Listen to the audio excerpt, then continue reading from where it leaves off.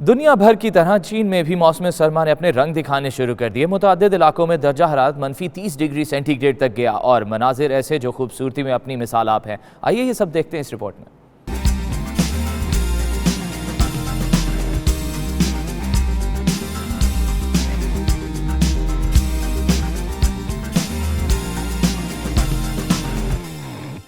मौसम सरमा ने चीन को बर्फ की चादर उड़ा दी। सूबा हेलोंगजियांग, मशरकी सूबे शैनडोंग और शुमाल मगरबी सूबे ग्यानजू के मुतादिद मकामात पर दर्जा हरारत -30 डिग्री सेंटीग्रेड तक गिर गया।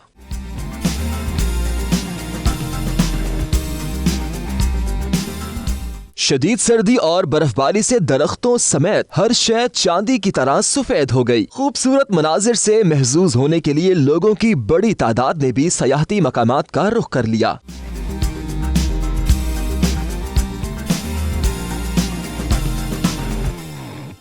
ताहद्दे निगाह तक बर्फबारी के मनाजिर ऐसे कि देखने वालों पर सहर तारी हो जाए। शदीद मौसम के बायस मुतादिद इलाकों में ट्रैफिक के लिए खुसूसी इंतजामात भी किए जा चुके हैं, जबकि जगह जगह ट्रैफिक पुलिस भी लोगों की रहनुमाई के लिए मौजूद है।